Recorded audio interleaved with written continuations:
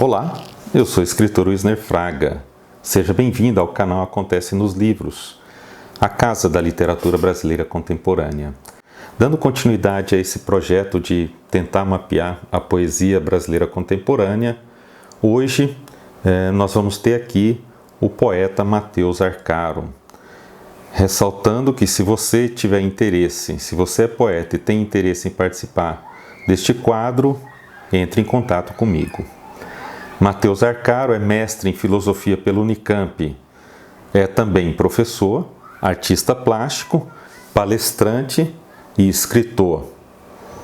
Mateus é autor do romance O Lado Imóvel do Tempo, de 2016, dos livros de contos Violeta Velha e Outras Flores, de 2014, e A Mortalha, de 2017, autor também do livro de poesias Um Clitóris Encostado na Eternidade, de 2019, todos eles editados pela Patois. Com vocês, então, Mateus Arcaro.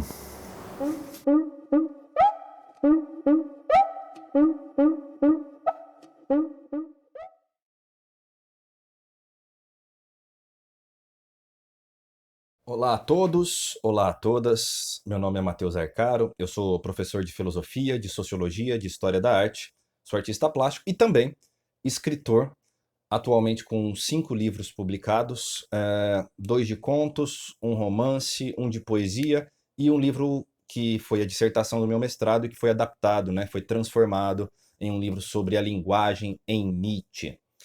Em relação especificamente à minha vida de escritor, eu me considero, assim, escritor desde que eu tenho, sei lá, uns 6 anos, desde que a professora me punha na mesa dela para fazer o ditado, porque os outros aluninhos, eles queriam olhar as minhas palavras. Eu sempre fui muito fissurado na questão da composição das palavras, na sonoridade das palavras. Eu ficava repetindo as palavras assim até elas perderem o sentido, né? Essa coisa, talvez por isso é que a forma seja tão importante na minha literatura, né?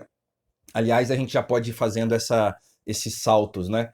Eu acredito que existe uma literatura que é muito focada, né? Que tem muito destaque a questão do conteúdo, né? De contar uma história. Eu não acho que nós devamos perder isso, muito pelo contrário, devemos preservar, mas eu acho que a forma tem que ter o mesmo ou talvez mais peso do que o conteúdo. O como contar uma história é tão ou mais importante do que o que é contado. Eu lembro de uma frase do Jorge Luiz Borges, né? Ele dizia mais ou menos o seguinte: existem 5 ou 6 grandes temas da literatura. O que diferencia um escritor medíocre de um bom escritor é o como ele conta essa história. Se a gente pensar em Madame Bovary, por exemplo, Madame Bovary é uma história banal, trivial, de um triângulo amoroso, talvez, de uma mulher em busca de libertação, enfim. Mas o Flaubert, aliás, ele fez questão de frisar isso, né, nas cartas e na explicação, enfim, de como ele escreveu Madame Bovary, o acuro, o cuidado que ele teve com a linguagem, né, a palavra exata, dizia ele, né, não existem sinônimos, brincava o Flaubert, porque a palavra, aquela frase tem que ser daquele jeito.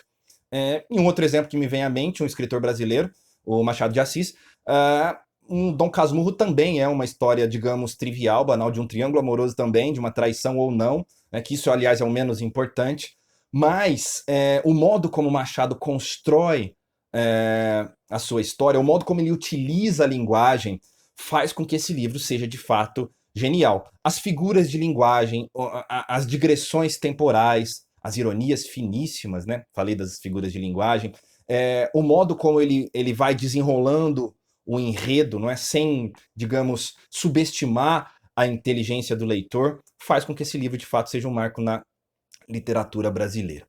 Pois bem, voltando lá ao passado. Eu sempre gostei então de escrever, mas aí quando eu terminei o meu ensino médio eu não sabia direito o que fazer. Como eu gostava dessa coisa da palavra, de construir histórias, eu fui fazer publicidade e propaganda. Eu achava muito legal aqueles títulos instigantes, aqueles comerciais de TV com um roteiro muito inteligente. Pois bem, é, eu me formei em publicidade e propaganda, abri minha agência de propaganda, fui dono de agência há muitos anos, mas a determinada altura isso não me fazia mais feliz, não me fazia mais satisfeito, fiz uma viagem longa para a Europa e aí eu fui cursar filosofia, né? Também tem muito a ver com a palavra. Só que logo depois que eu comecei, né, um pouco depois que eu comecei a cursar filosofia, eu também comecei, digamos, a escrever de modo mais profissional, talvez, ou de modo mais acurado. Eu não gosto da palavra profissional, prefiro ser amador no sentido que a Clarice utiliza a palavra, né? Eu fiz 2 oficinas de conto com um grande amigo, que hoje é amigo, né? Na época era um escritor muito admirado por mim, o Menalton Braff, que ainda mora aqui pertinho de Ribeirão Preto, onde eu resido. E a partir destas 2 oficinas eu já tinha muitos textos, eu fui lapidando os textos que eu já tinha, eu fui, digamos, melhorando o que eu já tinha, porque tinha muita coisa ruim, claro. E aí eu, digamos, escolhi junto com o Menalto alguns desses contos, eram muitos, e chegamos a digamos, uma seleção de 21 contos, e aí eu mandei para várias editoras, a maioria, 95% delas sequer me respondeu sobre os originais, mas 2 delas me responderam, uma delas foi a Patuá, e isso foi em 2014, a publicação do meu primeiro livro de contos, Violeta Velha e Outras Flores, foi em 2014. E de lá para cá eu tenho publicado com a Patuá, então já foram 4 livros de literatura, de ficção, né? Um de poesia, o último, em 2019, e eu estou agora em processo de criação de 2 livros. Um romance e um livro de contos que provavelmente ainda sai nesse ano de 2022. Então, é isso que eu estou fazendo nestes últimos tempos. Eu estava me dedicando a, digamos, a transformar essa minha dissertação de mestrado em livro, que saiu agora em dezembro pela editora Amavis, que é um braço da editora Patuá, que publica livros acadêmicos. Pois bem, eu me considero um prosador, mais especificamente um contista. Eu não me reduzo, eu não escrevo só contos, mas eu gosto mais, eu me encontro mais escrevendo contos. Depois que eu publiquei o meu primeiro livro, teve uma receptividade muito boa, tanto de crítica quanto de público, né?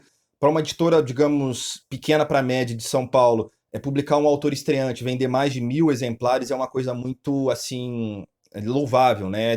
É de se refletir como isso é bacana.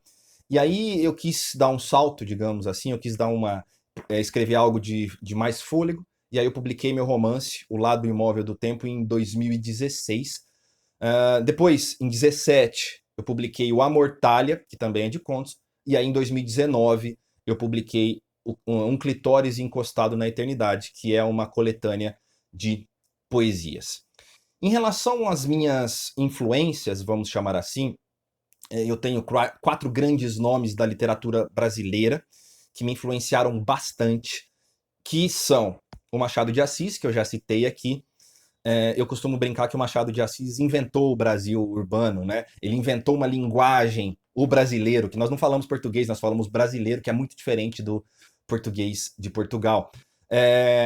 O Guimarães Rosa, também com ênfase na linguagem, né? Sobretudo Sagarana e Grande Sertão Veredas, uma obra que faz um mergulho na linguagem, um mergulho existencial na linguagem, né? Que alinha, que intersecciona forma e conteúdo de uma maneira muito interessante.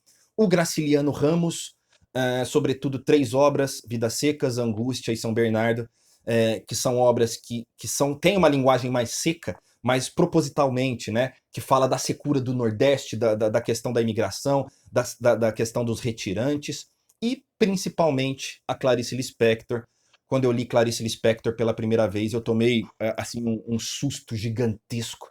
É possível fazer isso com a linguagem, né? E aí eu mudei completamente o meu modo de escrever. Eu descobri Clarice já com meus 20 anos, 19, 20 anos, claro, eu tinha lido na escola, mas nem tinha dado tanta atenção, no segundo ano do ensino médio, se eu não me engano, e depois, quando eu li de verdade Clarice Lispector, eu tive um susto, ou um assombro, como diria o Aristóteles, né? O Aristóteles diz que a filosofia começa com assombro, né? E eu ousaria dizer que a arte, a literatura também faz parte desse assombro existencial, né?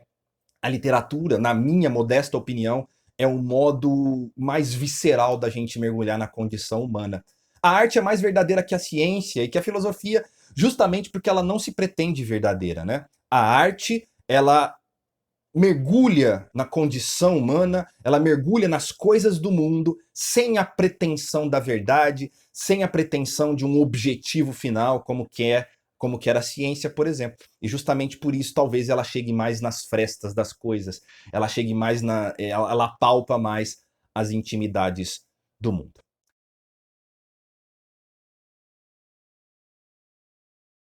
Como eu disse, né, o meu último livro publicado de literatura é um livro de poesias, uma coletânea chamada Um Clitóris Encostado na Eternidade. E eu tomo a liberdade aqui, então, de ler 3 poemas para vocês, né, deste livro, tá bom? Deixa eu só encontrá-los, que eu já anotei aqui as páginas que eu utilizaria. Só um instante. O primeiro deles se chama Despedida. Senti o perfume da saudade nos teus olhos. Pressenti que não passaríamos de um passado desprovido de peso nos teus abraços em branco e preto. No lençol, ato consumado. Eu não era mais do que um retrato, um fato avesso a argumentos. Tu sabias que eu sabia, mas sempre preferiste os palcos à ciência. Eu também. Que bem nos fez esse fingimento mútuo. O que é o amor senão uma farsa partilhada? O sol subiu e afundou os meus minutos. Era tempo. Tinhas que ir. Fazer-te completa como uma orquídea. Saíste sem mala, sem palavra, sem sorriso, deixando-me aos vãos da vida. Desde aquela noite, evito pensar em ti, talvez para não gastar as lembranças que eu tenho de mim. Este, então, se chama Despedida. Vamos ao segundo, que fecha o livro, que se chama Temporais. Aos que estão sentados na esperança, aguardando o fim de semana, o mês seguinte, o ano em que os astros se alinharão, o alívio dos dias úteis. Na casa de máquinas ao lado, aos que mastigam as migalhas endurecidas de Cronos, suspirando pela ferrugem dos ponteiros. Há, por fim, os que intuem o instante, os que dançam sobre a mortalha da eternidade. Há os que vivem. Este, segundo, se chama Temporais. E, por fim, deixa eu achá-lo. Só um instantinho. O terceiro se chama Sou Crente. Creio na incompletude, no vão entre as verdades, na fragilidade dos juramentos.